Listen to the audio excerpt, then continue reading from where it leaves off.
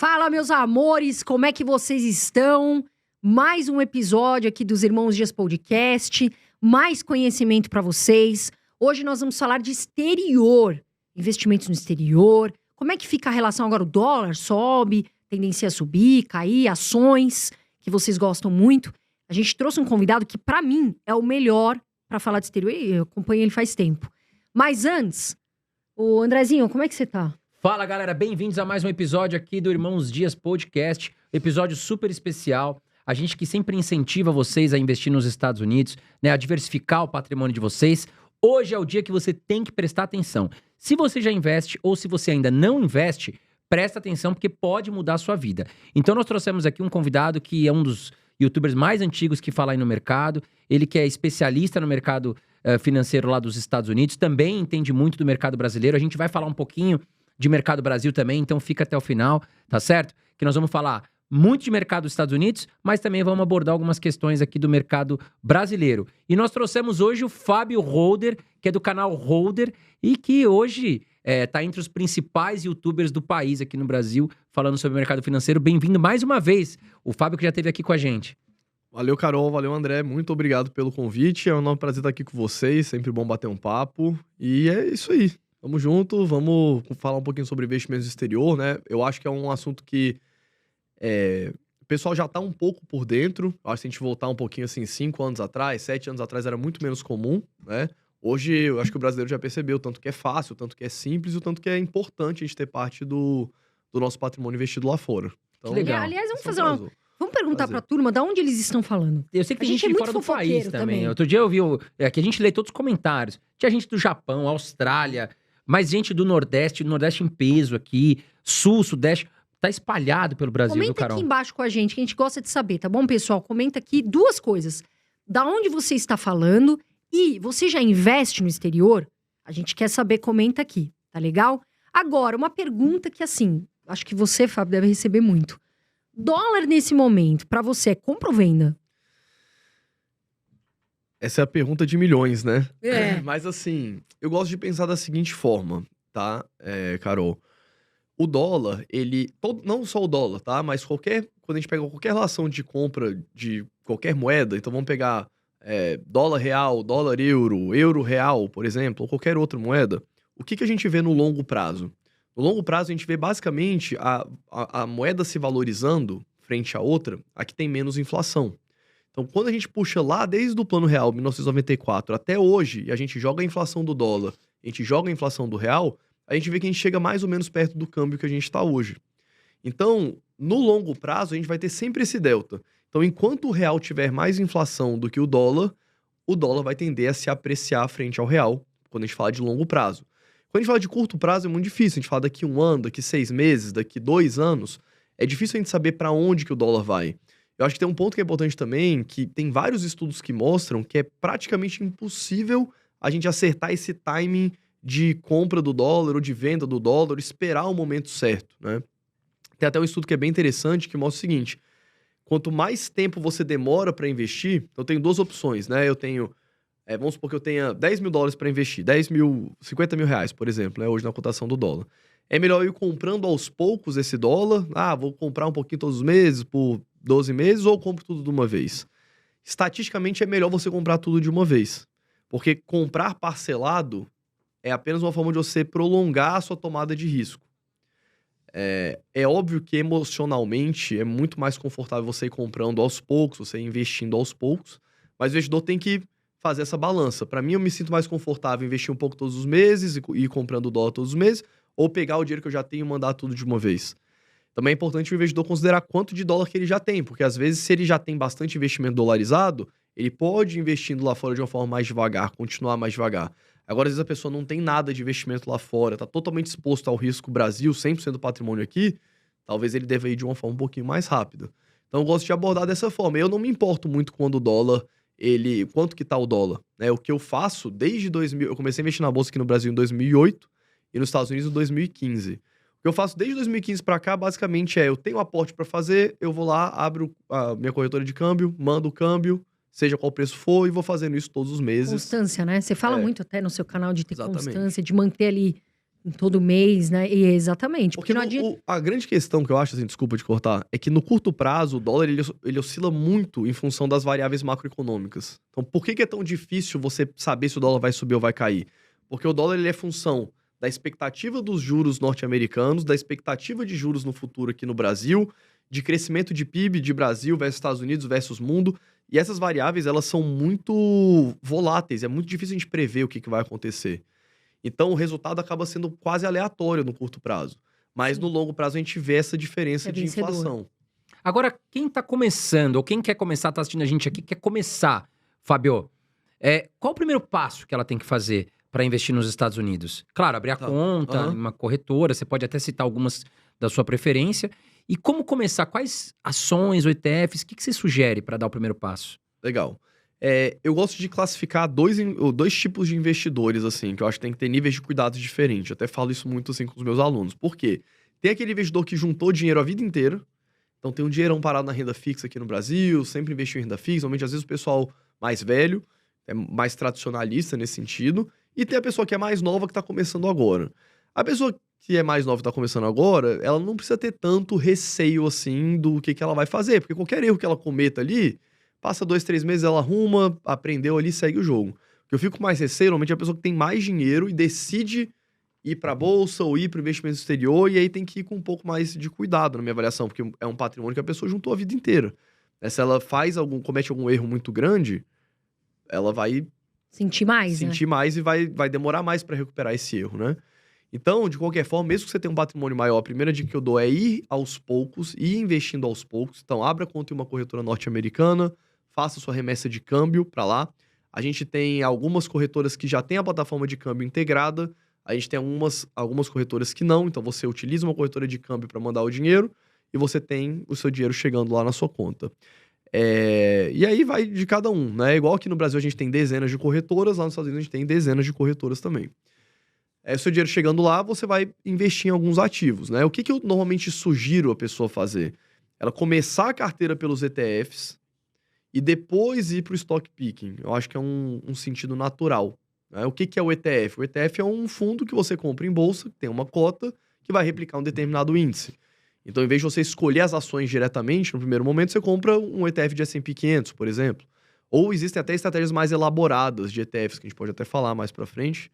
Mas a ideia seria você primeiro entender que você vai ter uma exposição genérica ali na bolsa, em um índice. Os ETFs lá fora pagam dividendos, então você vai receber dividendo das empresas que estão ali dentro de 3 em 3 meses. E aí vai ficar muito mais fácil. Então eu iria por esse caminho. Muitas pessoas, né, falam assim pra gente: mas eu moro no Brasil, então eu preciso só investir no Brasil. E muitas pessoas gostam de colocar 100% do patrimônio, enfim. Por que você acha que a pessoa tem que investir nos Estados Unidos? Olha, existe um viés cognitivo, que os viés cognitivos, para quem está estudando a gente não sabe o que é esse termo, é basicamente formas que o nosso cérebro funciona que são erradas, entre aspas, mas que por algum motivo a gente se comporta dessa forma. Então, um viés cognitivo muito forte chama viés geográfico.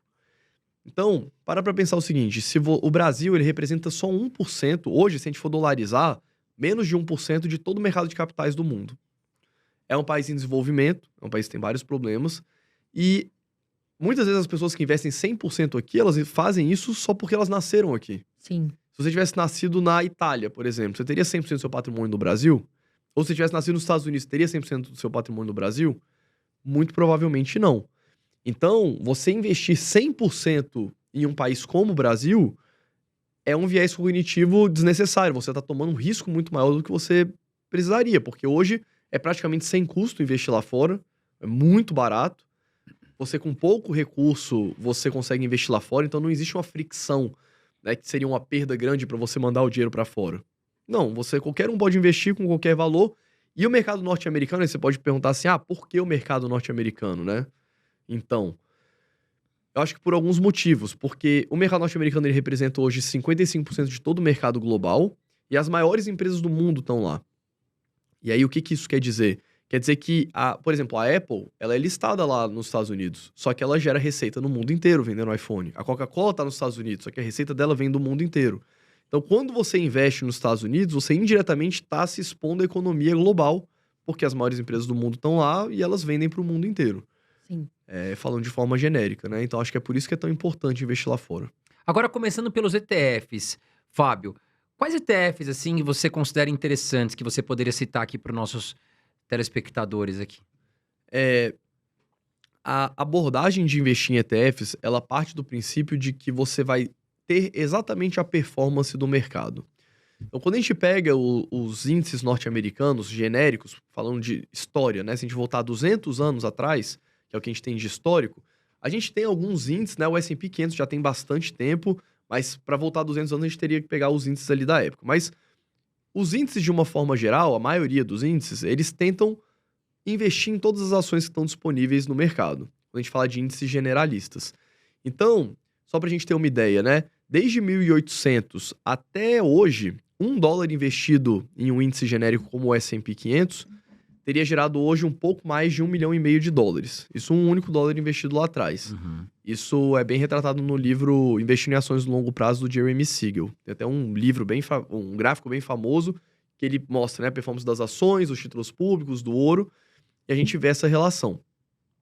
Então, é importante a gente entender que quando você compra um índice, a ideia é você ter todas as ações e você ganhar com a valorização das empresas e o crescimento das empresas no longo prazo, independente de qual empresa esteja ali dentro.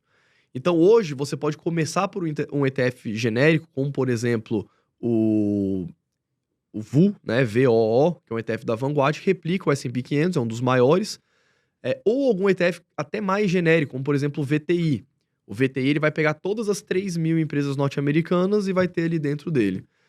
Na prática, o VTI ele é praticamente igual ao S&P 500, porque como os índices eles dão peso nas empresas pelo valor de mercado delas, e as 500 maiores têm um peso gigantesco, quando você pega as 3.000, acaba sendo praticamente o mesmo índice.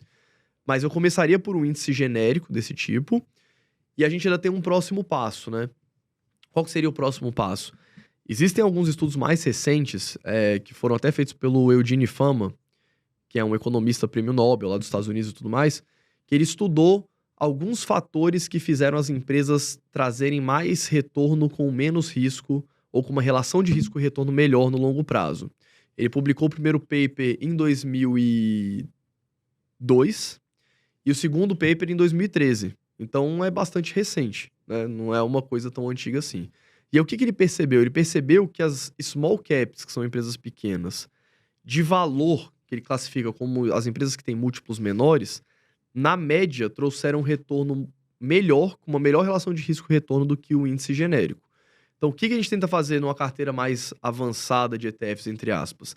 A gente tenta ter um índice genérico e a gente ter ETFs que vão dar pesos para as empresas que têm essa característica de small caps de valor, mid caps de valor, ou até large caps de valor. Eu gosto de pensar assim. Então, eu vou ter todo o índice e eu vou ter ETFs que vão dar pesos maiores para essas empresas que, historicamente, performaram melhor no longo prazo, para você conseguir ter uma performance melhor ainda do que a média de mercado. Então, eu gosto de pensar na carteira de ETFs desse jeito. Qual que é o nome do ETF de small caps? Então, tem alguns, tá? Mas os ETFs de small caps de valor, o que eu gosto de pensar na carteira? Eu tenho, vamos supor, VTI, que são todas as 3.000 maiores empresas norte-americanas. Eu tenho um ETF como VTV, que vai pegar as maiores, né, as large caps e algumas mid caps de valor. A gente tem ETFs como VBR, que vão pegar as mid caps e small caps de valor. E a gente tem o IJS, que é um ETF que vai pegar só small caps de valor. Então, eu gosto de pensar na carteira como se fosse mais ou menos assim: 50% na carteira em um ETF genérico e os outros 50% espalhados nesses ETFs de large, mid e small caps de valor. Porque você vai estar desviando essa alocação neutra do S&P 500 ou de um ETF de 3.000 empresas. Você vai ter as mesmas 3.000 empresas, se você for pensar na sua carteira, só que com um peso maior naquelas que estatisticamente, historicamente, trouxeram uma relação de risco e retorno melhor. Pessoal, um recadinho. Se vocês não estão inscritos, ou se vocês estavam inscritos, dá uma conferida se vocês permanecem inscritos ainda, porque o YouTube teve uma certa bagunça. Algumas pessoas mandaram mensagem pra gente, Carol, falando: pô, eu era inscrito, não tô mais inscrito. Então confere aqui. Se você não tiver inscrito, já se inscreve e ative o sininho também, com todas as notificações, que é muito importante. E dá o like também, viu, criatura? Que é de graça, viu? De graça a gente traz um conteúdo. Então, se você gosta de mim e do André e do Fábio, dá o like pra dar uma força pra gente. Como forma de agradecimento, a gente fica super contente. Agora, Tem só um ponto aqui que eu lembrei, que vocês perguntaram pra quem tá começando, né? Por onde começar e tudo mais. Eu acho que um ponto muito importante pra quem tá começando na bolsa e que passa despercebido, que as pessoas começam a esquecer, é o seguinte. A gente tem algumas regras na bolsa de valores. Igual quando você vai jogar futebol, tem as regras. O goleiro não pode pegar a bola com a mão fora da área, né? O atacante não pode pegar a bola com a mão, enfim, várias outras regras. Nos investimentos a gente tem uma regra estatística que ela é muito simples, que é o seguinte. Quando a gente pega os últimos 100 anos de bolsa norte-americana, 1 em cada 2 anos, ou seja, 50% dos anos, a bolsa caiu 10%. Ali aproximadamente. E uma vez a cada 6 anos, a bolsa caiu pelo menos 25%. Então, nos últimos 100 anos, a bolsa teve uma performance extraordinária, muito melhor do que qualquer outra classe de ativos, mas no meio do caminho, a gente tem essas quedas. Então, o investidor ele tem que entrar sabendo disso. Porque o que eu percebo é que muito investidor, ele quer fazer assim, ele quer pegar a alta da bolsa, e quando a bolsa estiver lá em cima, ele vende as ações, aí espera as ações caírem para comprar, para pegar só as altas. E isso é impossível de acontecer. Eu queria que fosse muito bom, eu queria que fosse possível conseguir acertar isso, mas infelizmente é impossível. Então, o que eu gosto de fazer? Eu foco em investir em boas empresas e simplesmente carregar elas, sabendo que ao longo do caminho elas vão cair e vão ter quedas fortes. Tem ação que cai 50%, 60%, 40%, depois volta a subir. Quando você pega até as empresas vencedoras no longo prazo, que multiplicaram por 100 vezes o capital dos investidores, 10 vezes, 1000 vezes, você vai ver várias quedas ali de 50%, 70% no meio do caminho. Então é importante entender essa regra do jogo para você depois não achar ruim ou não se assustar. Não é só no curto prazo, né? Ficar compra, venda. Tem muita gente que faz isso. E assim, o resultado e os fundamentos da empresa contam muito. Porque às vezes ela cai 50% ali num determinado momento, mas a empresa tem resultado bom, a empresa tem lucro, a empresa tem receita, a empresa é boa. Então veja aí a empresa, muitas vezes. Não veja só um trimestre, enfim. Porque a gente escuta muito isso. Vou vender, a empresa tá ruim. É muito diferente a empresa cair, a empresa continuar sendo uma boa empresa. Tem um termo que eu cunhei para isso que acontece, que chama análise fundamentalista de cotação. O que eu percebo nos meus seguidores? É assim, as ações estão subindo da empresa, ninguém pergunta nada dos fundamentos da empresa, dos resultados. Aí a ação começa a cair, aí chove. Fábio, o que aconteceu com a empresa? A empresa perdeu os fundamentos e não sei o que, não sei o que, não sei o que, não sei o que. Então, assim, parece que o pessoal olha só a cotação, viu a cotação caindo, presume que os resultados foram muito ruins. Ou viu que as cotações subiram e presume que foi tudo bom. É totalmente emocional também, né? A bolsa é psicológico também, né, Fábio? Muita gente tá investindo sem saber o que tá fazendo. E aí vê quando tá tudo subindo, tá maravilha. Pô, você não tá me incomodando. Começou a cair, começou a me incomodar. Opa! Aí o cara vai tentar entender o que tá acontecendo e vai buscar conhecimento. As pessoas acham, né, que o órgão mais importante do investidor é o cérebro. Só que, na verdade, é o estômago, né? Sim. Exato, é aguentar as porradas no momento certo e o cérebro atuando para você identificar as oportunidades. Agora, Fábio, como é que tá o momento atual para a Bolsa nos Estados Unidos? Acontece. Muita gente falando em recessão econômica por lá, mas a gente não viu a Bolsa americana cair, na verdade, né? De fato, não caiu. Sim. Né? Como é que tá o momento atual? É um bom momento para comprar? Você enxerga que a Bolsa tá cara, ainda precisamos esperar ou tá num momento interessante?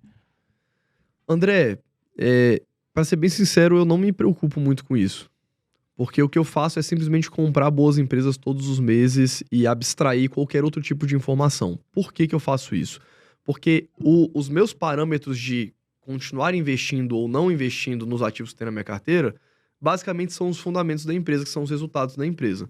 Então, toda ação que eu invisto, eu tento olhar por trás o negócio, por trás dela, e eu entendo se aquele negócio tende a continuar perene e continuar crescendo conforme eu havia previsto inicialmente. É isso que eu me importo. E eu faço isso, então a minha tomada de decisão, ela é puramente baseada nos resultados que estão da porta para dentro da empresa. Esse tipo de abordagem, a gente chama de abordagem bottom-up. Ou seja, a gente olha para a empresa, a gente dá um peso muito maior para as empresas em si, do que de fato para o cenário macro ou para os setores específicos, né? Até existe essa abordagem que a gente chama de top-down, que é o investidor que investe de uma forma mais macro, se preocupando mais com os grandes ciclos e menos com as empresas que estão ali. Eu faço exatamente o contrário. Tudo que está da porta para fora da empresa, que eu entendo que está totalmente fora do controle do CEO, da diretoria, do plano de negócio da empresa, tudo que está da porta para fora não me importa na minha tomada de decisão. Vou dar um exemplo de algumas empresas, tá? Tem uma empresa que eu invisto, que é a Vail Resorts, que ela é uma empresa que ela é proprietária de estações de esqui. Ela tem 37 estações de esqui nos Estados Unidos, no Canadá e na Austrália. Nossa, na Austrália, nem sabia que tinha. Austrália. Achei que lá só fazia calor na Austrália. A maioria delas estão nos Estados Unidos, mas ela tem uma grande no Canadá, que é o Whistler, e algumas pequenas na Austrália. Enfim, o que aconteceu com a empresa? Durante a pandemia, simplesmente teve uma queda absurda de pessoas indo, porque metade dos clientes da Vail são pessoas que são turistas, pessoas que viajam para ir para a estação de esqui. Os outros 50% normalmente são pessoas locais. Aqui no Brasil a gente não tem muito isso, porque pra gente, pra esquiar, a gente tem sempre que viajar. Mas pra quem mora nos Estados Unidos do lado de uma estação de esqui, muitas vezes a pessoa esquia desde criança, igual jogar futebol. Uhum. Então, assim, os clientes caíram muito, as ações na época despencaram e tudo mais. Mas agora a empresa voltou a ter a mesma quantidade de clientes que ela tinha lá atrás. Então, aquilo que impactou ela foi simplesmente um evento que não tinha absolutamente nada a ver com a empresa. Né? Não foi o modelo de negócio, não foi a tomada de decisão errada, não foi o investimento errado que a empresa fez. Foi simplesmente um risco que é não diversificável. Né? O Covid impactou absolutamente todo mundo. Todas as economias. Todas. Né? Tanto que praticamente todas as ações despencaram, né? Ali nos primeiros meses da pandemia. Então, eu tento sempre fazer essa pergunta para mim mesmo. Essa piora nos resultados da empresa tem a ver com o que está da porta para dentro da empresa ou da porta para fora? Se for da porta para fora, eu simplesmente vou ignorar e vou tentar entender se esses impactos que estão gerando na empresa, eles estão sendo gerados também nos concorrentes e se a empresa está se saindo melhor do que os concorrentes. Porque como a minha ideia é ficar com a empresa para sempre, o que eu entendo? Eu já sei que a regra do jogo esse setor vai passar por alguma dificuldade em algum momento e o setor vai se recuperar em algum momento. O que eu quero é ter as melhores empresas ali que vão conseguir sair desses ciclos melhores do que elas entraram. Apesar de piorarem ali no curto prazo. Então, para mim, se vai ter recessão nos Estados Unidos, se não vai ter, para onde que os juros vão, para onde que eles não vão, ele não é uma informação tão relevante para mim. Tem outro ponto também que é importante, em relação à economia, né? Quando a gente fala de crescimento de PIB, por exemplo, existem alguns estudos que mostram que não existe uma correlação de crescimento de PIB com valorização da Bolsa. Isso anda razoavelmente descorrelacionado. Por quê? Porque o mercado ele tende a se antecipar. Então, se existe uma expectativa de recessão, as ações já estão incorporando esse preço. E aí, se vem até uma recessão, por exemplo, e a recessão só que ela vem menos forte do que o mercado imaginava, a bolsa já sobe. Então, o mercado ele não anda exatamente casado com esses cenários, né? Até o investidor pessoa física aqui no Brasil é muito comum. O pessoal que está assistindo a gente aqui, tá vendo... investimento exterior, bolsa, mas tá todo mundo socado ali no CDI, porque a gente tá com as taxas de juros altas, né? O investidor pessoa física, ele olha pro CDI e, enquanto o CDI estiver bom, ele tá ali. Só que qual que é o problema? Todos os ativos do mercado, eles estão sendo precificados com os juros do futuro, né? Os juros das taxas longas dos títulos públicos de longo prazo indexados à inflação, e isso acontece em tempo real. Então, o que acontece muitas vezes? O juros já está caindo lá no futuro, a bolsa já está subindo, por isso até que a gente vê essa alta recente da bolsa no Brasil, mas o investidor está lá achando que ele vai receber aqueles 12%, 14%, 10% pro resto da vida. E aí o que acontece? Volta, né? Daqui 2, 3 anos, quando o juros voltar lá para 6%, 5% e a bolsa já tiver subido 100%, o cara não sabe aí o cara vai querer ir para a bolsa. Né? Então, você solta o investidor, pessoa física na bolsa, ele só vai comprar no topo e vender no fundo. Sim. Porque no topo, capa de revista, capa de jornal, capa de portal. O auge, né? É só bolsa, melhor o momento da bolsa, né? E agora é o momento da renda fixa. Sendo que não tem isso, né? Todo momento é momento de bolsa, todo momento é momento de renda fixa. São coisas diferentes na minha avaliação. Mas que é hora para tudo. Mas e, por exemplo, muitas pessoas perguntam, renda fixa, até tocando nesse assunto. Como que a pessoa pode investir lá fora? Na renda fixa. De repente ela tá ali, ela quer ter um perfil mais conservador, como que ela faz? Igual aqui no Brasil, a gente tem algumas opções, tá? Você pode comprar títulos públicos norte-americanos e você pode comprar renda fixa corporativa. Então você compra um título de dívida de alguma empresa que é listada na bolsa, por exemplo, que vai te pagar um pouco mais do que os títulos públicos norte-americanos. O que acontece hoje e já há um bom tempo, tá? É que os juros dos títulos públicos norte-americanos, eles pagam juros muito baixos. Então, o investidor pessoa física aqui no Brasil está acostumado a receber 10%, 14% durante, sei lá, praticamente o plano real, tirando o comecinho do plano real que a gente tinha juros de 40% ao ano, mas se a gente pegar de 1998, 2000 para cá, os últimos 25 anos, os juros ficaram ali, pelo menos 10, 12, 16, né, nessa faixa. Mais recentemente a gente viu os juros batendo ali em 2 e agora voltando, mas o brasileiro está acostumado a receber o 1% dele ao mês ali, né? Quando a gente vai para os juros norte-americanos, a gente vê que é diferente. Desde o subprime, da crise do subprime em 2008, os juros norte-americanos estavam em 0 praticamente. Então você não ia receber praticamente nada de juros real investindo na renda fixa. Agora o Fed subiu as taxas, mas mesmo assim, se a gente pegar uma renda fixa de 1 ano, 2 anos, 3 anos, dos treasuries, né, que são os títulos públicos norte-americanos, você vai ver que tá ali em 3%, 2%, 3,5%, dependendo do prazo de alocação. Então isso, às vezes, o investidor pessoa física olha e fala, não quero essa renda fixa pagando tão pouco. Mas é importante lembrar que é uma renda fixa que paga menos, mas paga em dólar. Então a gente tem que considerar a valorização do dólar frente ao real, que acontece. Sim. Mais os juros que eles estão pagando e sem contar que os juros lá, o risco lá é o menor possível, né, praticamente do mundo, porque você está emprestando dinheiro para o governo norte-americano. Aqui no Brasil, por que os juros são maiores? Porque a gente tem um risco maior, nosso país é mais arriscado, né? O governo precisa diminuir o déficit para conseguir pagar a dívida, para controlar a inflação. Então, muitas vezes também, em vez de eu estar recebendo lá 10% ao mês, a inflação está em 8%, né? O que adianta? Então, é importante também saber que, beleza, a renda fixa lá paga menos. Você tem que escolher uma corretora que tem essa opção de renda fixa, também que não são todas. Mas tendo a opção, você tem que saber que os juros são menores, mas o risco é muito menor e é um retorno em dólar. Agora, Fábio, a gente ouve muito falar no mercado da Índia, Uhum. que é um mercado que está em crescimento. A gente ouve falar no mercado chinês já há muito tempo. O que você pensa sobre esses mercados? E se existe uma forma de investir através da Bolsa Americana em empresas da Índia, empresas chinesas? Olha, vamos lá. Sobre investir em empresas na China e em qualquer outro país, tirando os Estados Unidos, tá? O que eu vejo? Por que eu não gosto? Eu não gosto porque o risco de você investir em ações chinesas, ele é muito alto. Você não sabe o resultado, é meio... Além disso, tem um risco jurídico muito forte, que é o risco de como que essas ações são listadas nos Estados Unidos. Quando você vai comprar uma ação da Alibaba, por exemplo, que é lá nos Estados Unidos, você compra uma ação lá, mas essa ação não é a ação mesmo da Alibaba. Eles criam um veículo que chama VIE, e esse veículo, ele é como se fosse uma empresa em um outro país, normalmente é um paraíso fiscal, e essa empresa, na verdade, ela não tem ações da empresa chinesa. Ela tem um contrato de direito aos lucros daquela empresa chinesa. E esse tipo de estrutura não é bem regulamentado nem pela China e nem pelos Estados Unidos. Então existe um risco jurídico de repente, a China chegar e falar, não, essas estruturas não valem, esses contratos não valem, e aí as ações vão para zero. Então você não tem uma proteção jurídica ao investir nesse tipo de veículo. E isso aconteceu recentemente, se não me engano foi em 2001, com as ações do setor educacional na China.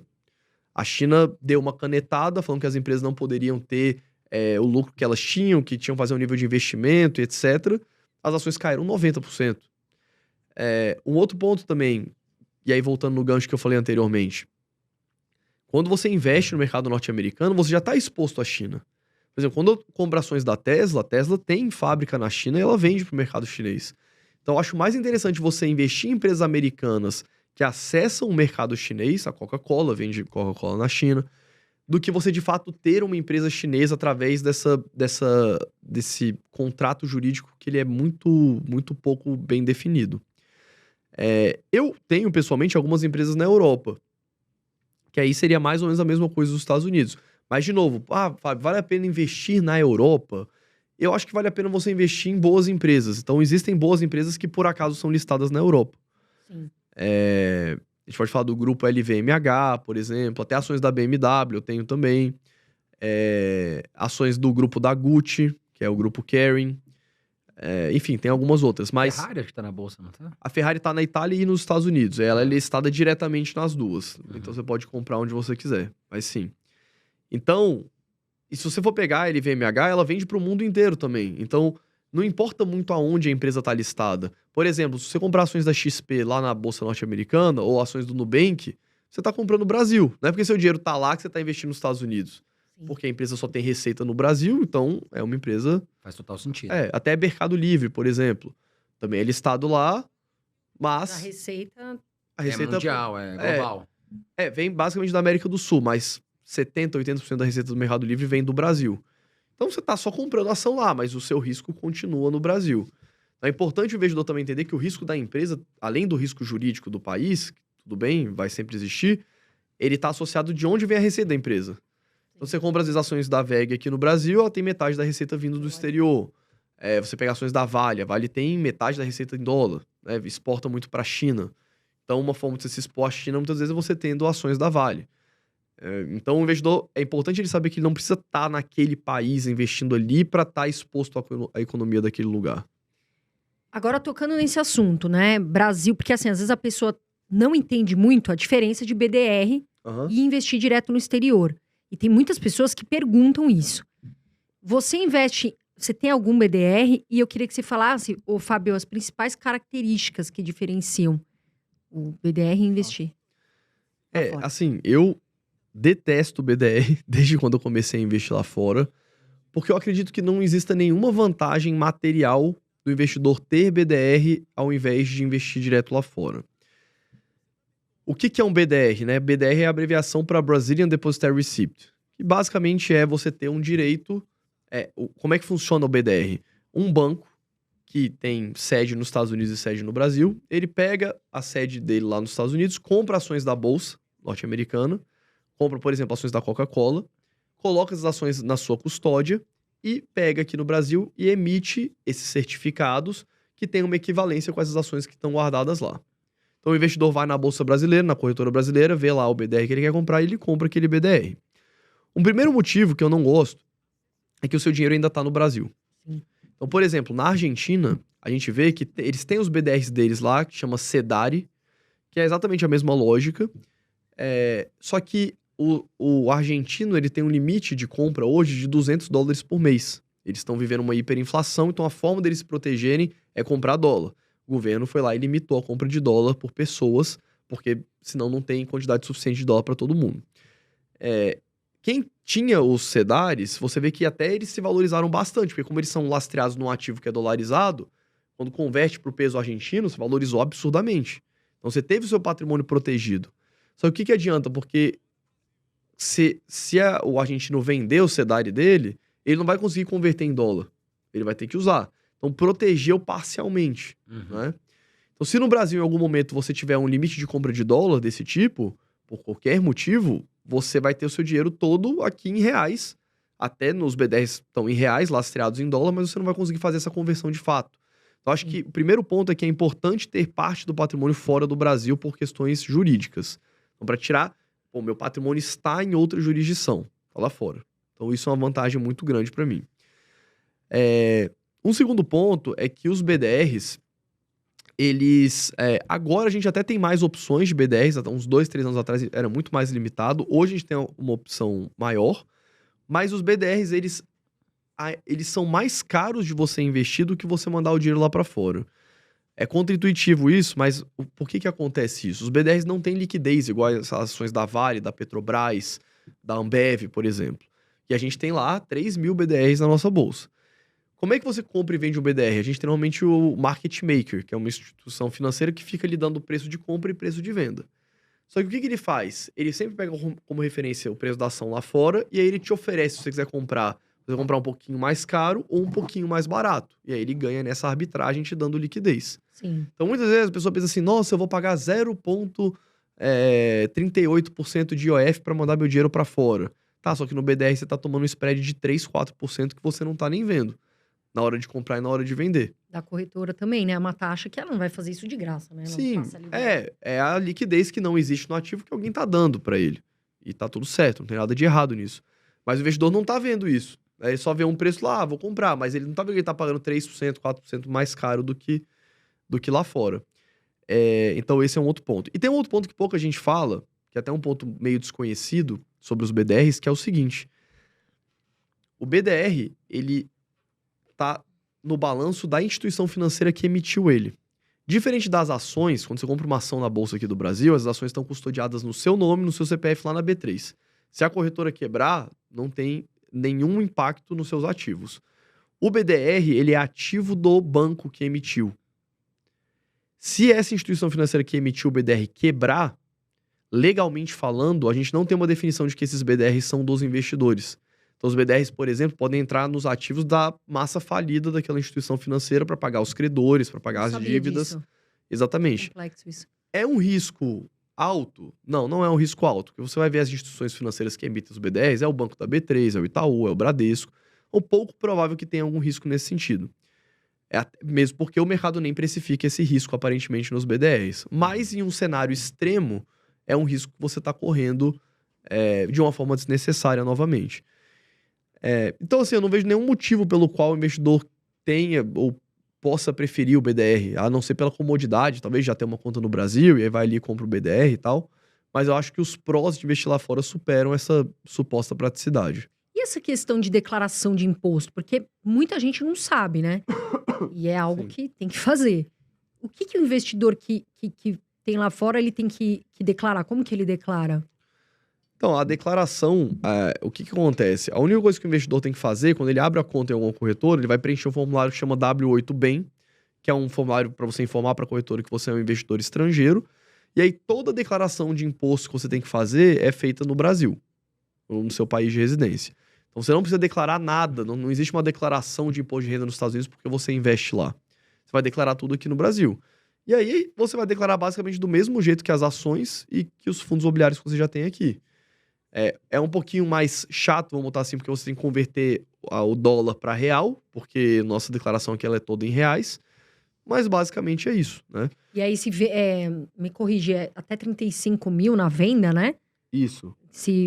Porque tem gente que só quer pôr o lucro no bolso, né? Mas daí não, tem que pagar o imposto também, né? Tem mais vantagem tributária lá do que aqui, né, Fábio? Aqui a gente é isento de vendas se você vender até 20 mil reais em ações aqui no Brasil, você é isento de imposto sobre o ganho que você teve, que é de 15%. Lá nos Estados Unidos, você tem um limite de 35 mil reais por mês. Você pode ir vendendo 35 mil reais todos os meses da sua carteira, você nunca vai ter que pagar imposto. Tem esse ponto também. Como eu não vendo nunca, eu nem acabo me atentando em falar essas coisas, mas é uma vantagem também, sim. Agora, desculpa te interromper, Pode falar. Fábio. Entrando na questão de oportunidades, Fábio, a gente sabe que as principais empresas de tecnologia estão nos Estados Unidos. E a gente ouve muito por aí alguns analistas falando de uma bolha das Big Techs, digamos, que elas já atingiram um preço irreal, se valorizaram muito. Uhum. Qual a opinião que você tem sobre as Big Techs e quais são as suas preferidas hoje no mercado? As Big Techs, elas se enquadram numa classificação de empresas que a gente chama de stars, né? Tem uma classificação que a gente faz que é em função do tamanho da empresa e do tanto que aquele segmento que ela tá cresce. As Big Techs, normalmente, né, quando a gente fala de Big Tech, a gente tá falando de quem? A gente tá falando de Google, de Facebook, de Amazon, de Apple, de Tesla, de Nvidia. Empresas bem diferentes, né? A Amazon você falou, né? Elas são bastante distintas, mas o que a gente vê de muito claro nelas? Elas são empresas grandes, relativamente consolidadas dentro dos setores delas. Então, a Apple é líder mundial nos iPhones. Se a gente pegar a própria Amazon junto com a Microsoft, praticamente todo o serviço de cloud do mundo são feitos por elas. Então, elas são grandes players, no geral, no mercado. Google e Facebook praticamente são os donos das principais redes, as redes sociais que a gente usa. O próprio YouTube, que o pessoal está assistindo aqui, é do Google. Então, assim, só que o que acontece? O setor que elas estão é um setor que vem crescendo muito, muito nas últimas décadas e provavelmente vai crescer bastante ainda. Então, por mais que elas sejam empresas gigantescas, como o mercado está crescendo, elas continuam entregando crescimento que justifica esses múltiplos um pouco maiores. Mas quando a gente vai falar puramente, assim, de preço, se elas estão muito caras ou não, elas, no geral, não parecem ser nada estratosfericamente caras, falando assim, né? Então, por exemplo, o Google está negociando agora 28 vezes lucro. Se a gente pegar aqui, deixa eu pegar algumas rapidamente, né, para trazer pro pessoal. Se a gente pegar a Microsoft está negociando a 30 vezes lucro. Netflix, que é a Netflix, está negociando a 42 vezes lucro, né, que tem muito mais crescimento esperado. Não são múltiplos baixos, né, no geral. Mas tem que entender que as empresas têm um crescimento grande, apesar de já serem empresas maduras. Tem uma coisa que eu falo para todo investidor, que é muito importante entender o que eu chamo de triângulo do holder. O que é esse triângulo que eu criei? O que todo investidor quer? Todo investidor quer o seguinte: Eu quero uma empresa que cresça, mas que cresça de uma forma consistente, ou seja, sem risco. É bem previsível esse crescimento. E eu quero que essa empresa seja barata, ou seja... Nossa, quer tudo. Eu quero que a empresa... exatamente. Eu quero uma Que é o mix empresa... melhor que ter. É isso que todo mundo quer. Ou seja, uma empresa que negocie, o valor dela seja relativamente baixo frente a esses fundamentos, né? Só que o mercado não é bobo. Então, quando a gente vai olhar para as empresas da Bolsa, normalmente elas só vão ter 2 dessas 3 características. E não necessariamente existem as melhores ou piores, mas é importante quando você estiver olhando uma empresa, você entender qual dessas 3 características ela tem. Ela tem crescimento? Beleza, tem crescimento. Ela tem um risco baixo? Tem um risco baixo, que seria o caso das Big Techs. Então elas não vão ser baratas. O mercado não vai dar ela barata, porque você tem um crescimento dado com Menos risco. um risco relativamente baixo. Eu posso procurar empresas que sejam baratas e que tenham crescimento, e que tenham um risco baixo. Mas aí provavelmente elas não vão ter crescimento. Se você pegar as empresas mais maduras, é isso que acontece com elas. Você pega empresas como Walmart, ou aqui no Brasil, a Ambev, por exemplo, é um exemplo clássico, ou lá nos Estados Unidos, Colgate, Johnson & Johnson. São empresas maduras que não crescem, ou seja, você não tem o fator crescimento, mas você também não tem risco. Então elas normalmente negociam a múltiplos um pouquinho menores do que as empresas de crescimento. Então é importante o investidor entender aonde que nesse triângulo a empresa está, para ele conseguir saber qual que é o perfil de empresa que ele quer para a carteira dele. Até para saber bater com o perfil de investidor, né? Porque às vezes é aquela pessoa que é mais arrojada, aceita mais risco, mas às vezes não é. Sim. Prefere ficar até mais numa empresa consolidada, que já tem um tempo, enfim, que também paga dividendos, porque tem empresa que está aí há 25 anos, né? Coca-Cola, por exemplo. Agora, quais ações que estão, ou enfim, ETFs que ficam fora do radar? Que às vezes muito, porque assim, a gente vê comum, por exemplo, as próprias Amazon, Google é muito comum. Mas devem ter empresas que talvez você saiba que está fora do radar. Você acha que vale a pena ter o ETFs, enfim? O que eu penso assim em relação a esse tópico, Carol? O pessoal que segue a gente gosta muito dessa ideia de ter, quero saber quais são as empresas, quais são as diquinhas das empresas que não tem ninguém olhando, que tem um grande potencial. Eu não vejo nenhum problema o investidor investir nessas empresas mais desconhecidas, mas é importante também o investidor entender que nem sempre a empresa mais desconhecida, mais underground, vai performar melhor do que uma empresa que já é super conhecida. Eu gosto de dar um exemplo da Domino's Pizza. A Domino's Pizza, se você pegar nos últimos 10 anos, ela performou melhor do que todas as Big Techs. E era uma empresa morosa, uma empresa de pizza, faz pizza. E a pizza é boa. Pizza boa. Porta de entrada baixíssimo, né? Porque isso. pizzaria tem milhares. Sim. E ela performou melhor do que todas as grandes Big Techs, considerando desde o IPO do Facebook. Também era uma incógnita ali no momento e tudo mais. Agora Meta, né? Então, assim, o investidor tem que saber, olha, não necessariamente porque a empresa é desconhecida ela vai performar bem, não porque ela é super conhecida ela vai performar mal. Dito isso, vou falar aqui algumas empresas. A própria Vail Resorts que eu falei é uma empresa que não é tão conhecida assim, que eu gosto bastante.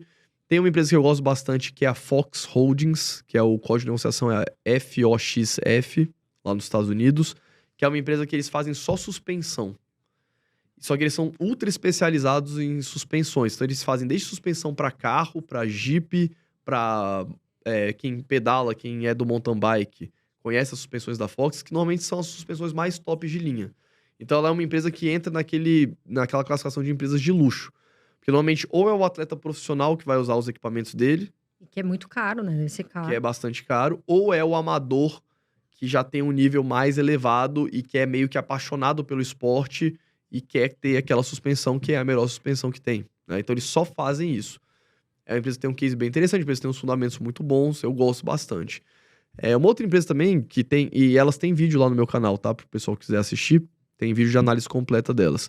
Outra empresa que eu gosto também, que pouca gente fala, é a Malibu Boats. Eles fabricam barcos esportivos. Normalmente barcos para o pessoal, aquele que o pessoal pratica esportes. Então, tipo, esqui aquático, wakeboard, que é com prancha, ou wake surf. Eles também têm barcos de pesca que são especializados e são meio que top de linha, assim. Então, eles praticamente vendem para um público, porque os barcos lá custam $300 mil, $200 mil, $500 mil. Mercado de luxo também. É preço de Ferrari, né, lá nos Estados Unidos. Então, é um público também que ele é menos impactado em períodos de recessão. Então, eu gosto dessas empresas. Eu tenho uma tese muito forte, assim, em empresas de luxo, de uma forma geral. A LVMH, que é gigantesca. a Kering, que é o grupo da Gucci.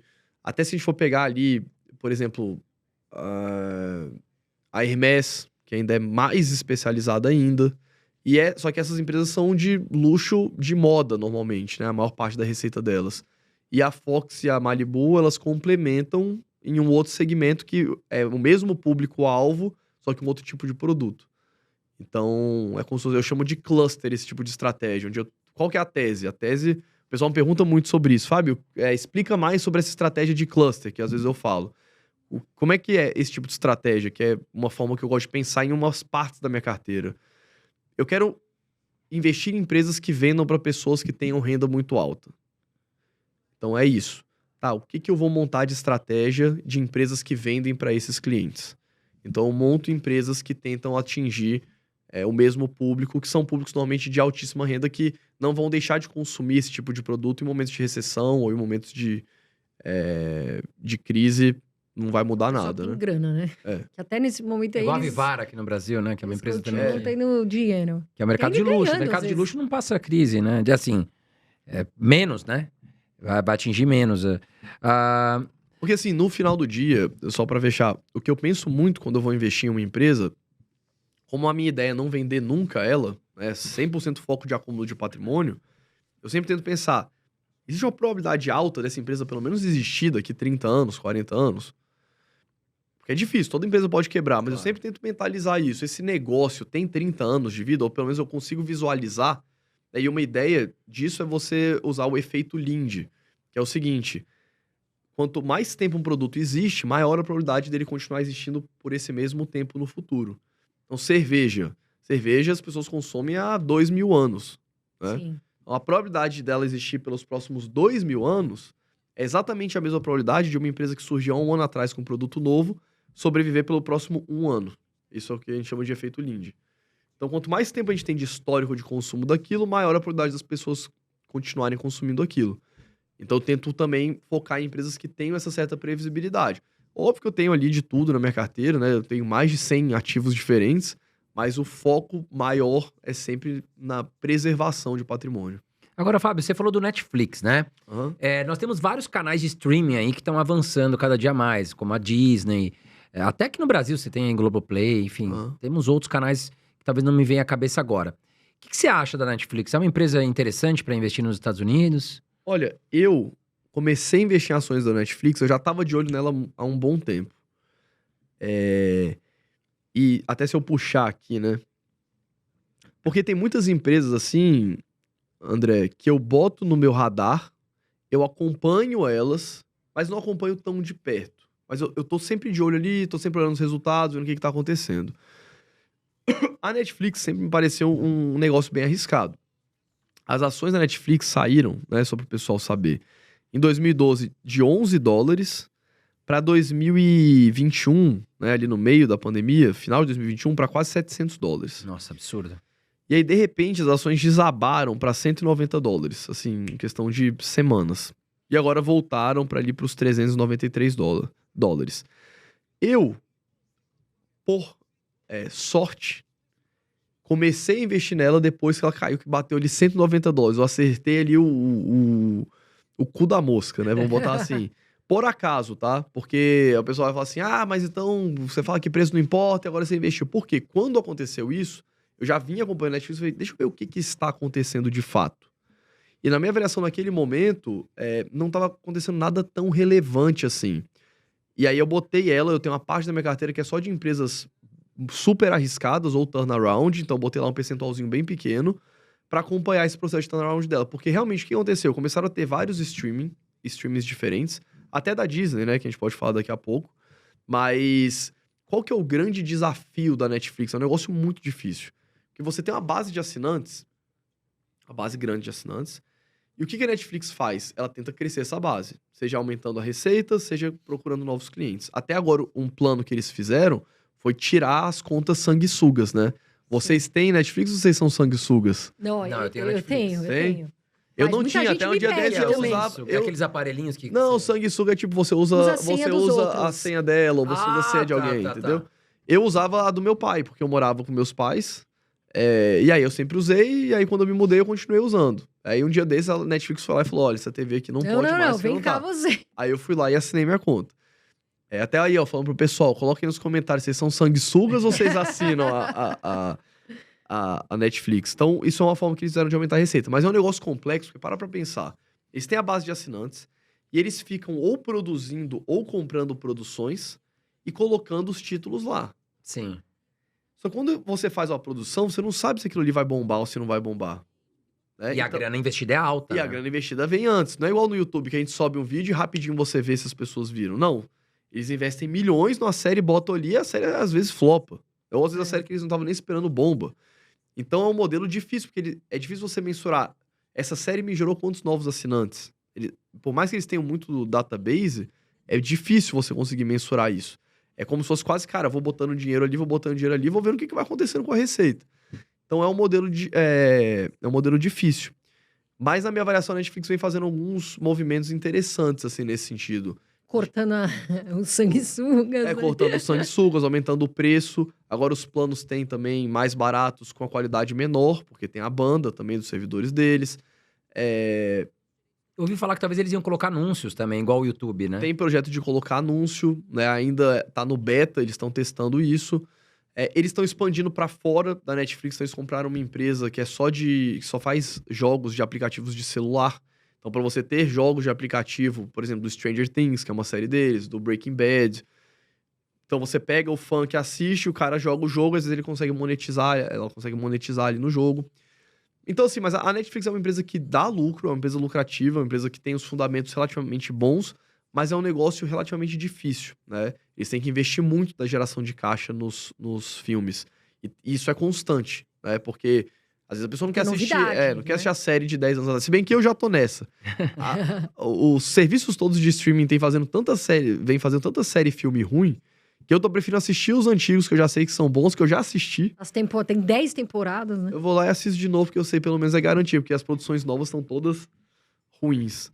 Tem uns coreanos bons, viu? Depois eu te passo umas dicas aí. Anime Tem uma ou não? época que eu e minha esposa, a gente tava viciado numas séries coreanas aí. Aquela Advogada Extraordinária. Uma amiga minha me passou umas. Tem umas séries bem legal, cara. Depois eu te passo umas dicas aí. Cães de caça, um negócio assim, que eram 2 lutadores. Eu não lembro exatamente o nome. Comentem aqui embaixo filmes coreanos aí, séries coreanas que vocês estão gostando, pra eu e o Fábio assistirmos futuramente. Não, comenta as séries, todas as séries. Eu, quando eu tô lá, às vezes, meio de folga, eu falo, gente, me indica uma série. Vem série de todo jeito. Eu falo, putz, qual que eu vou assistir? Então, coloca aqui, séries, filmes que vocês gostam pra gente também dar uma fuxicada. Boa. E a Disney, mas é só pra fechar a Netflix. Então, eles têm esse business extremamente difícil, mas é uma empresa também que o CEO dela, ele é um cara genial, né? Pra quem não conhece a história da Netflix, a Netflix começou como uma locadora. A Netflix, ela era uma blockbuster. Antigamente. Muito antigamente, né? E aí, quando começou a vir essa questão dos Blu-rays, de começar a parte de streaming, eles migraram muito rápido, né? E o que eles fizeram lá no começo, basicamente, era um serviço de entrega de DVD para as pessoas. Então, em vez de você ir na Blockbuster, você entrava no site da Netflix e falava, eu quero isso daqui. Aí eles entregavam na sua casa, você assistia, depois eles iam lá e recolhiam. Então, eles sempre tiveram um passo à frente, assim, dentro da indústria. Então, o CEO, ele é um cara que tem uma visão muito, muito boa, assim, do setor. É uma empresa que já passou por toda a parte de blockbuster, de entrega de DVDs, essa migração para o streaming, né? A Netflix foi a primeira empresa a fazer isso. Então, eu gosto, assim, da dinâmica da empresa, mas é um case totalmente arriscado, assim. É para ter menos de 1% da carteira se você for ter ações da Netflix. Agora, a Disney é uma pergunta constante, né? Você gosta? Quando se fala em Disney, as pessoas acham que é só aqueles parques, né? Mas tem de Tem tudo. vários produtos. Tem os streaming, Canal de televisão, tem muita o que coisa. eles vendem no parque, tem muita coisa, né? Tem. O pessoal tem me perguntado muito de Disney. Eu comecei a investir em Disney em 2015. Foi a primeira ação que eu comprei. Quando eu comecei a investir lá. E as ações estavam $100 mais ou menos, $102. Hoje, as ações bateram quase $200 em 2000 Só para contextualizar o pessoal, né? Em 2021, meados de 2021, e agora elas estão em $80. Praticamente o mesmo preço lá de 2014 e 15, né? Então o pessoal tem me perguntado muito sobre Disney. Tem um vídeo de análise completa da empresa lá no canal também, onde a gente aborda todos esses grandes negócios. Mas o fato sobre a Disney foi o seguinte, a empresa ela foi muito... a parte mais lucrativa da empresa sempre foi a parte dos parques. Lucrativa que eu digo no seguinte de quanto que sobra de lucro operacional frente ao que dá de receita. Sempre a parte mais lucrativa foi Os parques. foram os parques. E aí, a gente, além dos parques, a gente tem a parte dos canais de televisão e a gente tem a parte de resorts, de hotéis, que a Disney também opera. E a Disney começou, em 2020, mais ou menos, o projeto de streaming deles, o Disney Plus. Que foi um sucesso quando eles lançaram. Eles conseguiram 100 milhões de assinantes, tipo assim, em questão de semanas depois do lançamento. Foi um grande sucesso. Só que eu até falei isso na época. Quando a Disney lançou o streaming, e tem isso lá no vídeo de análise, eu falei assim, olha, pessoal, a gente tem que acompanhar isso daqui, porque o streaming ainda tá dando prejuízo. Porque essa é a dinâmica. O streaming gera uma receita e você tem que ficar botando dinheiro em produções novas para você conseguir manter essa base de assinantes. Se você para de botar conteúdo, os assinantes vão caindo. Então, o streaming ainda vem dando prejuízo para a empresa. É quase como se o streaming hoje fosse um investimento que a empresa está fazendo. E aí, qual que é a tese da empresa? É você conseguir, através do streaming, gerar sinergias com as outras áreas da empresa. Então, você lança, por exemplo, o Star Wars, por exemplo, né, que eles continuam lançando episódios e tudo mais. Você assiste, depois você vai no parque da Disney no brinquedo Star Wars. Ou você assiste lá o Rei Leão e vai no brinquedo da Disney no Rei Leão. Então, tentar agregar para esse ecossistema. Mas o fato é que também, desde a pandemia, a gente teve uma queda de volume de pessoas nos parques. E de receita. A queda de pessoas nem foi tão grande. O que a gente observa é uma queda de receita na parte dos parques. Então, as pessoas indo e consumindo menos. Né? Porque a empresa ganha dinheiro com os lanches que ela vende lá dentro, com os produtos que elas vendem lá dentro, tudo mais, que ela vende lá dentro. Então, a gente tem o mesmo volume de pessoas indo, praticamente, um pouquinho menos, mas a receita caindo muito. Isso aconteceu também muito, e a gente pode botar um pouco nessa conta do macro, né, da questão do turismo. Então, o turismo é forte para Disney. A própria Vail Resorts, olha que interessante, né, a empresa de estações de esqui. Hoje, ela tem o mesmo tanto de pessoas indo nas estações que ela tinha antes da pandemia. Só que com uma receita menor. Por quê? O mix de cliente mudou. A gente tá tendo mais pessoas locais indo para a estação do que turistas. Só que o local, ele gasta muito menos dinheiro, porque ele às vezes não fica hospedado, ele vai e volta no mesmo dia. Sim. Ele leva o lanche de casa, não compra lá o lanche Ou não come, na estação. que fica o dia todo esse Ou não come. Então, assim, ele é um cliente menos lucrativo do que o turista que tá indo lá pro MOI, né? Pra gastar pro tudo que network, dá. pra conversar, né? Exatamente. Não, pra Então, gastar mesmo. O assim. turista vai pra gastar. O cara turista vai, bonezinho do Mickey, $30, O vambora. americano já não vai ficar comprando não isso, vai. né? Já tem isso desde criança, Tem sei os lá. passes anuais, são mais baratos para quem é local. Então, esse mix também mudou um pouco, que não tem muito a ver não é culpa da empresa. Assim, todas as empresas que dependem de turismo foram relativamente impactadas ainda depois da pandemia. Mas, assim, frigir dos ovos, na minha avaliação, como acionista da Disney, como acionista de longo prazo, ela é uma empresa que continua lucrativa, então a empresa entregou, se eu não me engano, nos últimos 12 meses, mais de $2 bilhões de lucro. Um lucro bem menor do que antes da pandemia. Antes da pandemia, a empresa entregou um lucro líquido ali de 6 bilhões, mais ou menos. A empresa chamou o Bob Iger, que foi o CEO da empresa durante décadas, que estava no conselho para voltar a ser CEO. Então, eles fecharam mais 2 anos com ele. Eles estão demitindo uma galera em massa, demitiram agora 7 mil pessoas. Então, assim, a empresa tá dentro desse contexto, tá tentando se organizar para continuar andando. Mas não é uma empresa que, tipo assim, meu Deus, a empresa agora tá dando prejuízo, tá queimando um caixa gigantesco, parou de gerar caixa. Na minha avaliação, não. A empresa tá passando por um momento de dificuldade, principalmente por causa da pandemia ainda, sofrendo esses reflexos. Mas eu acredito ainda muito na tese de longo prazo, assim, por isso eu continuo investindo, inclusive. E o streaming, Fábio, o que já começou a dar lucro? Porque pode ser algo, uma receita da empresa para não depender tanto do turismo, né? Ainda não. Se você for pegar os resultados na parte de... porque a Disney, ela separava os resultados de uma forma, agora ela tá separando de outras. Mas hoje tá mais claro que o streaming, ele meio que se paga, ele dá um pequeno prejuízo, quando você olha só pra parte de streaming. Então eles precisam ou investir de uma forma mais otimizada nas produções, e aí tem muita crítica, né? O pessoal que é mais conservador fala que a agenda woke é muito forte dentro da Disney, então... eles vão lançar agora a Branca de Neve e os 7 Anões, e aí os 7 Anões não são anões, e aí gera aquela discussão toda.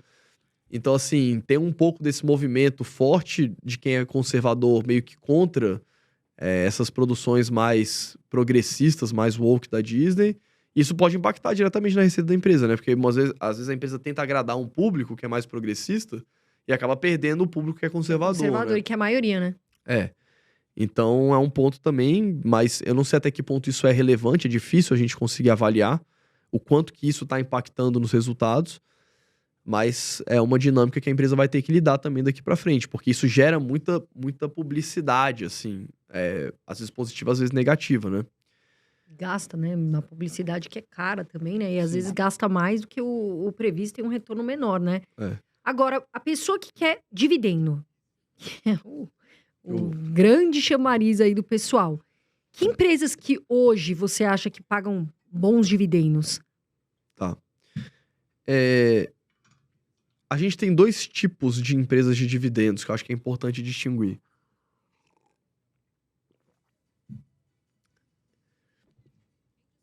Antes de entrar no mérito do dividendo ou não, né, que a gente pode até jogar essa polêmica aqui, mas vamos falar só dos dividendos. A gente tem 2 tipos de empresas de dividendos. Aquelas empresas que pagam um percentual grande do lucro em forma de dividendos, que são empresas maduras. A empresa já é madura, não tem muito o que fazer com aquele dinheiro, pega o dinheiro todo e distribui. Sim. Normalmente as empresas são muito maduras, que a gente até falou anteriormente. Você pega uma Colgate da vida, uma Procter & Gamble, uma Johnson & Johnson, você vai ver o percentual da geração de caixa que elas geram. O McDonald's, por exemplo, elas distribuem praticamente tudo em forma de dividendos. Toda a geração de caixa. Só que elas são empresas que têm um risco muito baixo. Então, o dividendo proporcional ao preço dessas ações, ele aparenta ser baixo. Se você for pegar, vamos pegar a própria Apple, que nem é uma empresa pura de dividendos, é uma empresa que tem um crescimento. No momento que a gente está gravando aqui, ela pagou nos últimos 12 meses, considerando o valor das cotações agora, 0,5% em forma de dividendo. Então, se você investir em ações da Apple hoje, vai receber 0,54% ao ano, se ela distribuir o mesmo dividendo nos próximos 12 meses. Mas a Apple ela tem um crescimento esperado, porque ela não distribui todo o lucro. Ela distribui o lucro, ela faz recompras de ações, que a gente pode até falar, que impactam muito os dividendos lá fora. E a gente tem as empresas, então, por exemplo, vamos pegar aqui uma empresa mais de dividendo puro, né? Tipo a Colgate. Que é uma empresa que aí sim não tem crescimento esperado, ela pagou 2,6% ao ano em forma de dividendo. Mas é um risco muito baixo. Aí a gente, obviamente, a gente sempre vai ter um crescimento esperado dentro das empresas, mesmo das empresas maduras, né? Seja pela inflação, seja por um crescimento marginal. Então a gente tem esse crescimento esperado. Então, o que eu vejo muito o investidor fazendo é comparando esse dividendo com a renda fixa, ou comparando como se o dividendo fosse a única fonte de retorno, né? Sendo que não, as ações da Colgate, por exemplo, mesmo pagando muitos dividendos, saíram lá de 2008 de $30 para $70. Valorização, né? Fora a valorização do dólar, né? Fora a valorização do dólar. Então, assim... E a gente tem, né? Então, a gente tem esse tipo de empresa madura, consolidada, que vai pagar ali um percentual grande dos lucros em forma de dividendos, né? Coca-Cola, mas os dividendos não vão ser tão grandes. E aí, normalmente o investidor não quer esse tipo de empresa. Ele quer qual? Ele quer aquela empresa que tá meio mal das pernas, que distribuiu muito dividendo ao longo dos últimos 12 meses, e que quando você olha esse dividendo proporcional ao preço da ação, parece muito alto, 5%, 8%, 10%. E isso chama atenção, porque o investidor ele acha que vai receber aquilo ali para sempre. Mas ele não tá vendo o que o mercado já tá vendo. Por que o mercado tá dando a empresa tão barato? Porque o mercado tá vendo, é possível que daqui dos próximos 12 meses a empresa nem pague dividendo, ou os dividendos caiam um pouquinho todos os anos, porque a empresa tá perdendo lucro. Então, por isso que o dividend yield, que a gente chama, parece ser muito alto. E aí eu não gosto muito dessas empresas de dividendos. Eu gosto mais das empresas que já são maduras, consolidadas, de menor risco. Se você está buscando dividendo, eu imagino que você queira mais previsibilidade. Ou, se você não quer, não, Fábio, eu quero mais risco. Aí eu gosto demais para as empresas de crescimento do que para as empresas de dividendos. Um ponto de atenção para quem investe no exterior, tá, e gosta de dividendos é o seguinte. Lá nos Estados Unidos é muito comum as empresas fazerem recompra das ações e não distribuírem só dividendos. Aqui no Brasil é mais comum a empresa distribuir tudo em dividendo. Lá nos Estados Unidos é comum a empresa fazer um meio a meio. E aí, o que gera para o acionista? Qual que é o efeito para o acionista da recompra das ações? A sua participação na empresa aumenta porque agora tem menos ações em circulação, sem você fazer nada.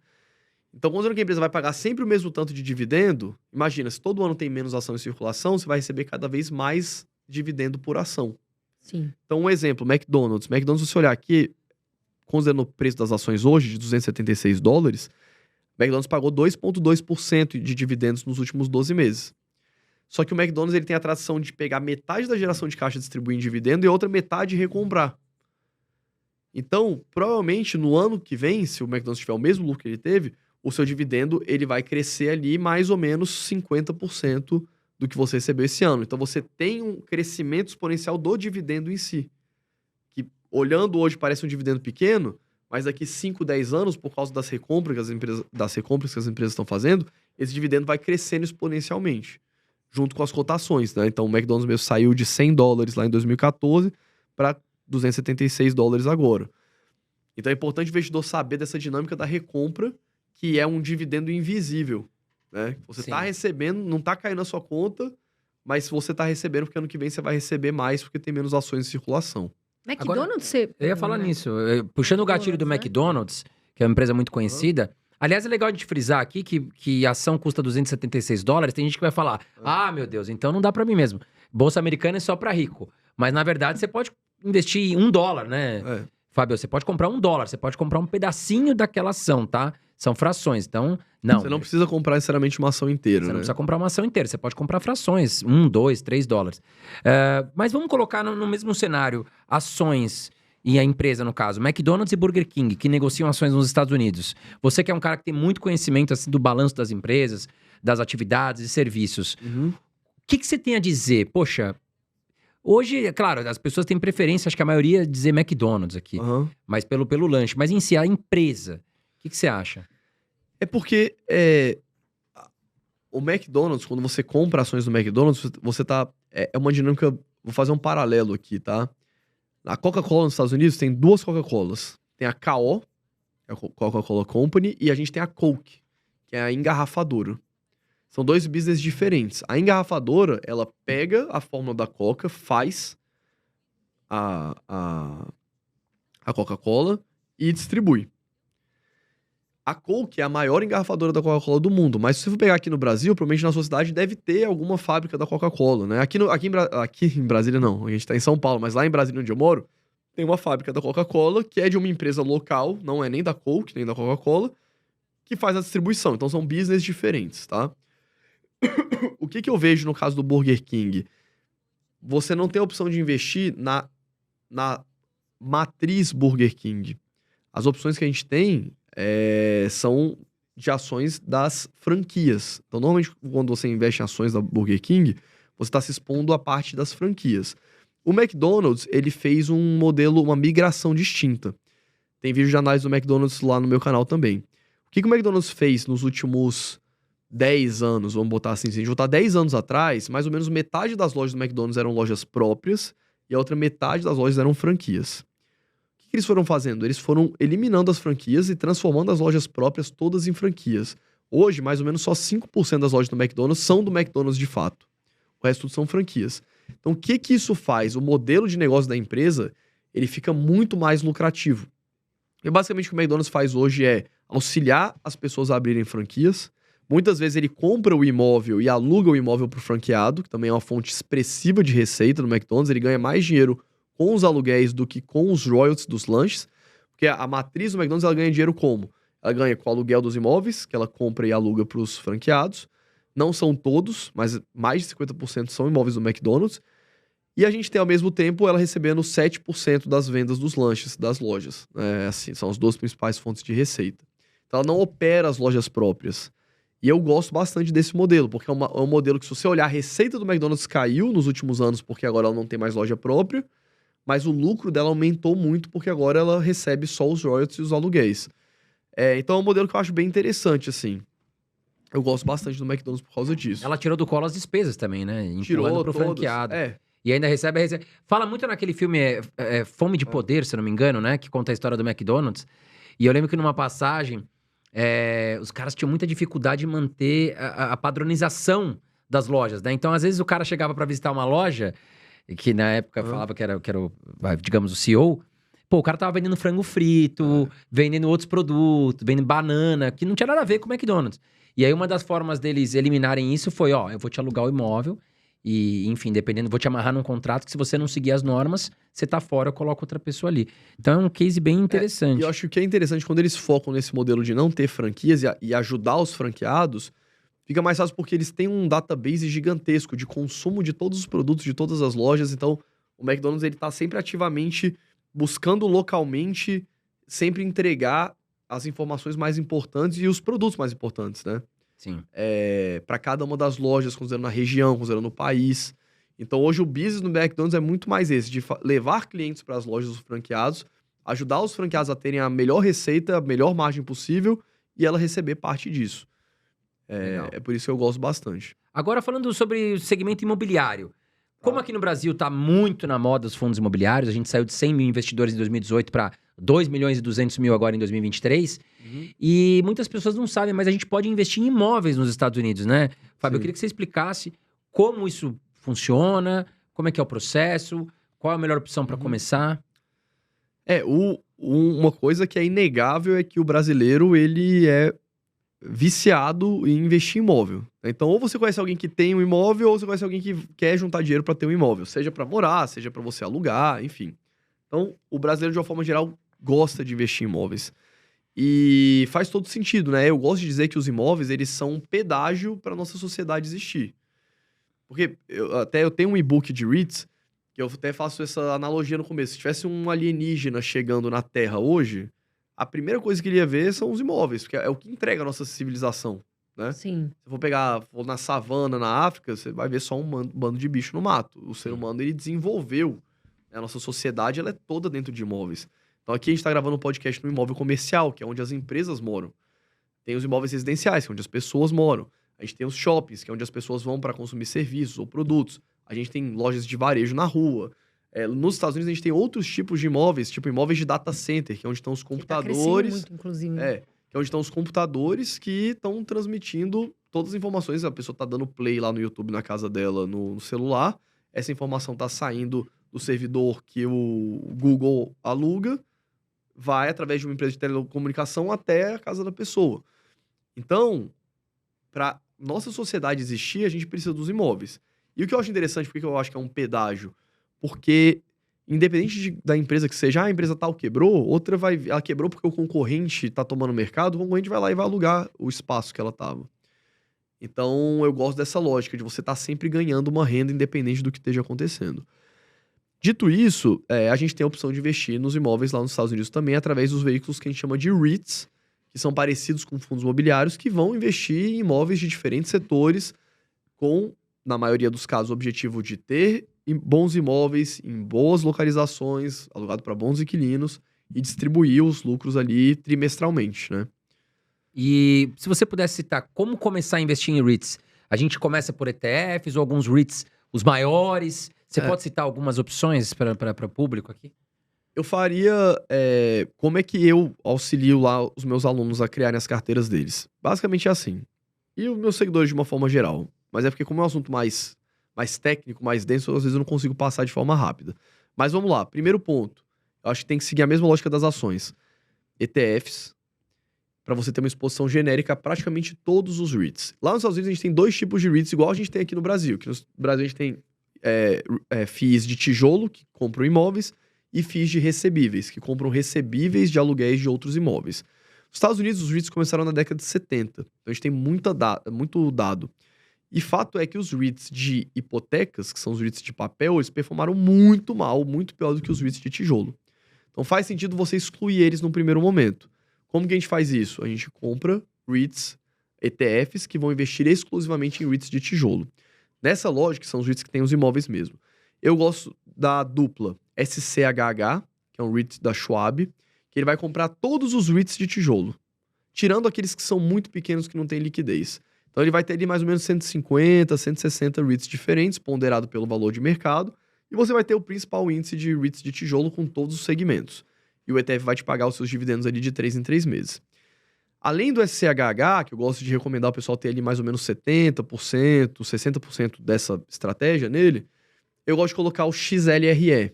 O que é o XLRE? Ele é um ETF que vai pegar só os REITs de tijolo que fazem parte do S&P 500. Ele vai pegar só os maiores, mais relevantes. que estão dentro do SCHH também. Você vai falar, pô, Fábio, mas por que vai ter os dois? Se no SCHH tem todos.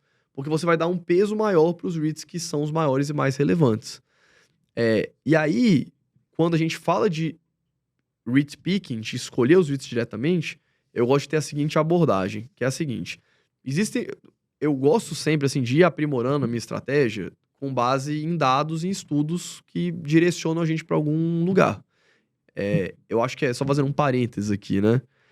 Eu acho que é muito comum, a gente pega muitas vezes opinião de investidores, que são investidores fora da curva, que tem 100% do conhecimento, ou quase 100% do conhecimento meio que empírico. Então você pega o Buffett falando, o Peter Lynch falando, muitas vezes eles falam algumas coisas que eles acreditam que tiveram aquela boa performance por causa daquele motivo, mas quando você vai analisar, não é exatamente por causa disso, né?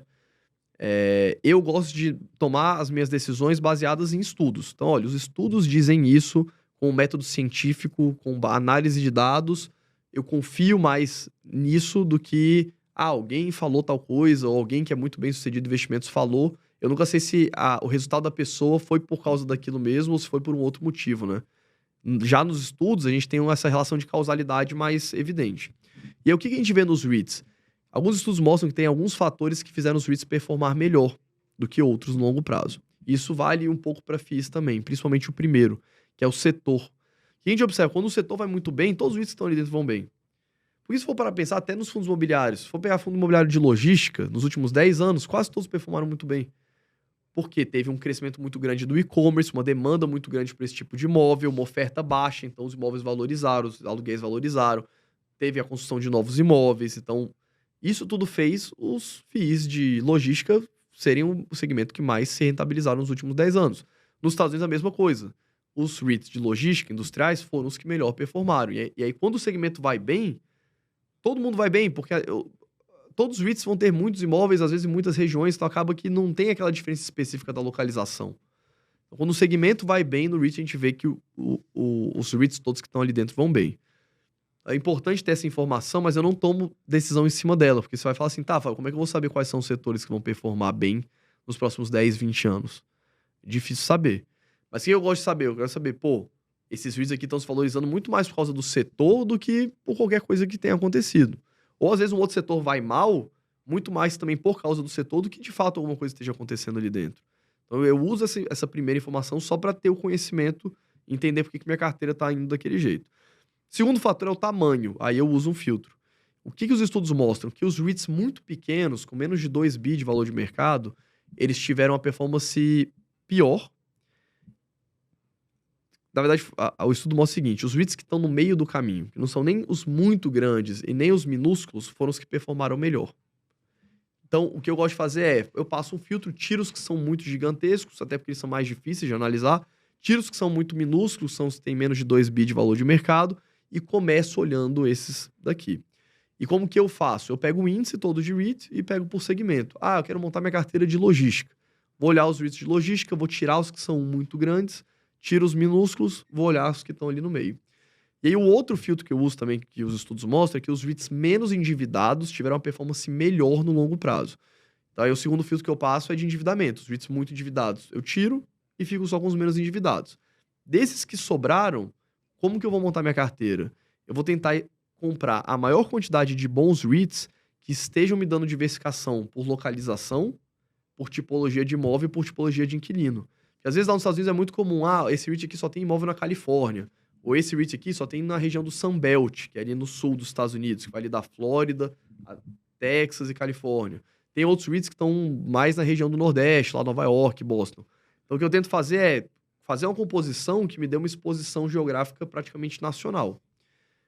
E aí é basicamente nessa linha que eu decido montar minha carteira. E para quem está começando, você começa pelos ETFs, pode ficar por um bom tempo investindo em ETF, e vai para o REIT picking, quando você for, vá com calma e vá por setor. Então, agora eu vou gastar uma energia para montar minha carteira de residencial. Vai lá, olha os REITs de apartamentos, os REITs de casas, os REITs de estação de trailer também, que é muito comum. E aí monta primeiro sua carteira de residencial.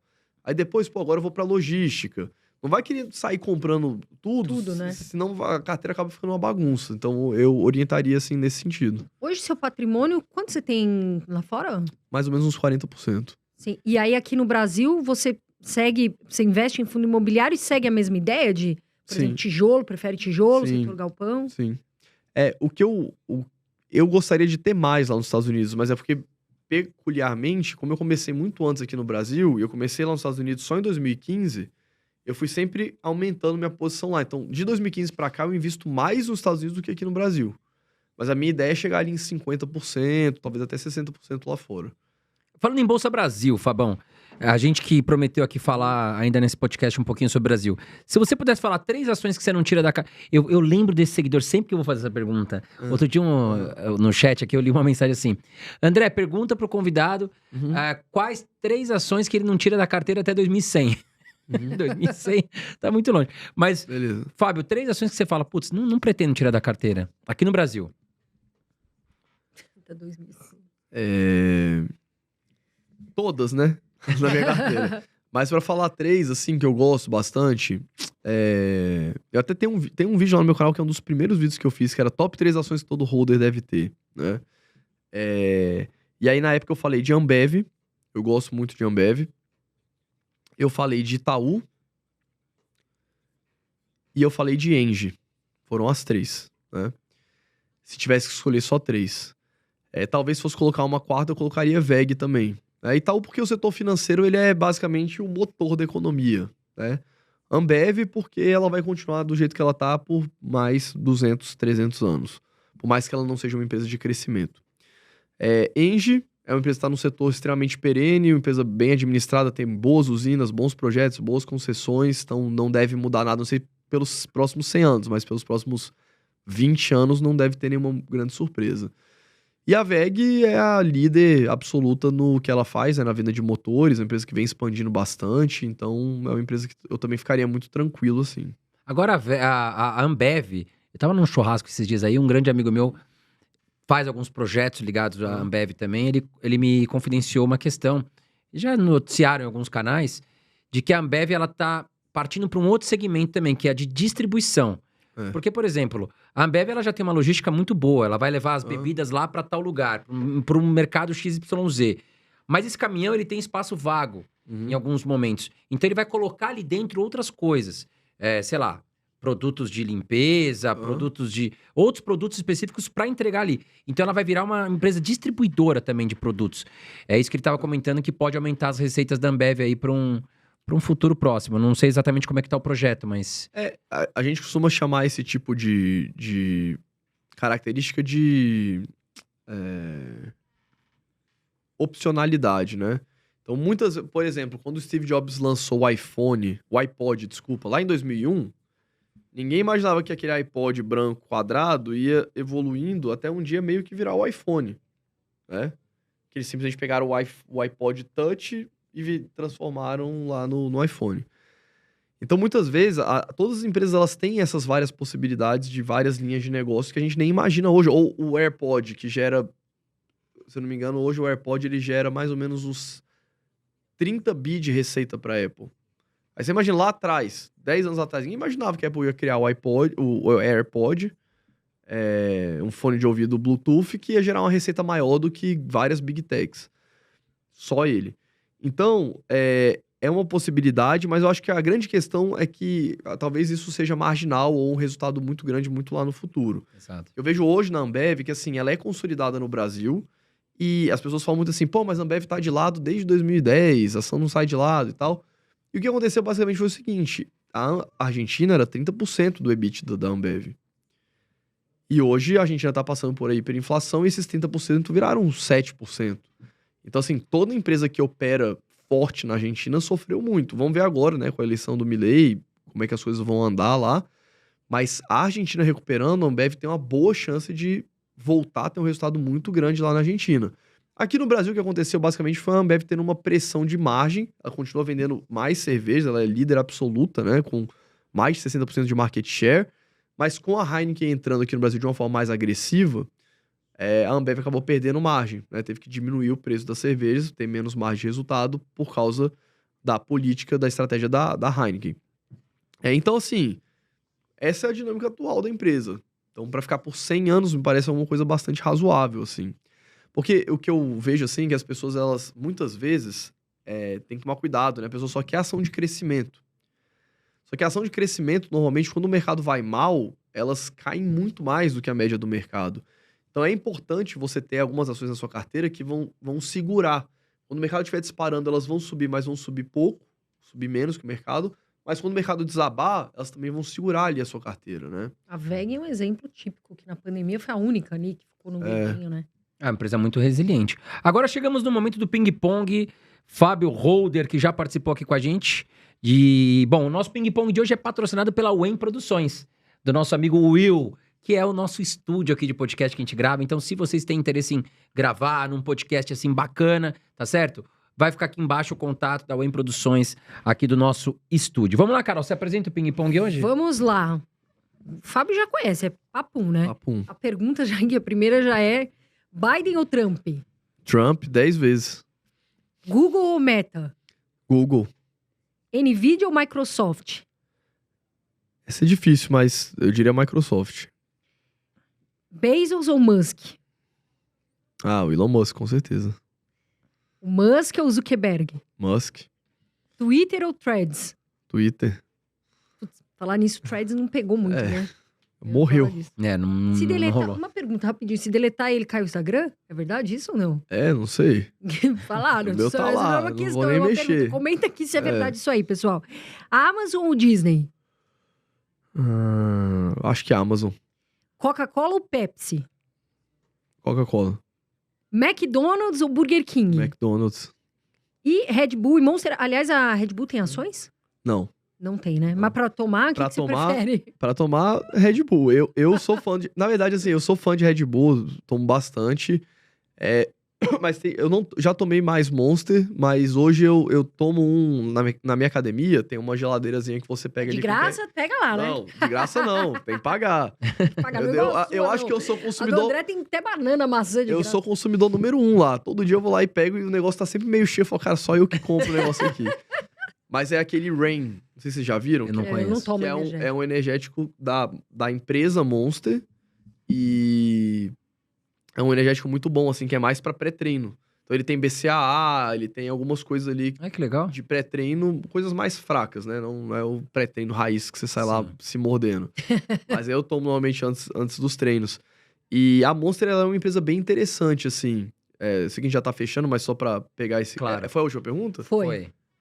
Tem um vídeo de análise dela no canal e ela foi a empresa que nos últimos 20 anos mais se valorizou na Bolsa Norte-Americana. $1.000 investidos lá atrás seriam hoje mais de 10 milhões de dólares. Meu Deus. Meu Deus. Mas assim, a empresa passou por um momento bem difícil. Ela era uma empresa de uma marca que chamava Hansens, que eram uns sucos meio naturais. E aí, quando o Red Bull começou a explodir na Europa, se eu não me engano, o Red Bull ele é da Áustria, uma empresa austríaca. Quando começou a explodir lá, eles tiveram a visão e a sacada do negócio do Red Bull e falou, cara, vamos criar o nosso Red Bull daqui, que vai ser um Monster. Aí fizeram a logo, começaram a patrocinar esportes radicais. Então você pega os principais pilotos, hoje o Hamilton na Fórmula 1 é patrocinado pela Monster, no UFC os principais lutadores, no MotoGP o atual campeão, se eu não me engano, ele é patrocinado pela Monster, então... Aquele símbolozinho deles, veio de todo mundo conhece, marca em né? todos os lugares, né? E eles fizeram uma coisa bem legal, eles são uma empresa totalmente asset light, eles não fabricam energético. A Coca-Cola comprou... Hoje a Coca-Cola tem 20% da Monster.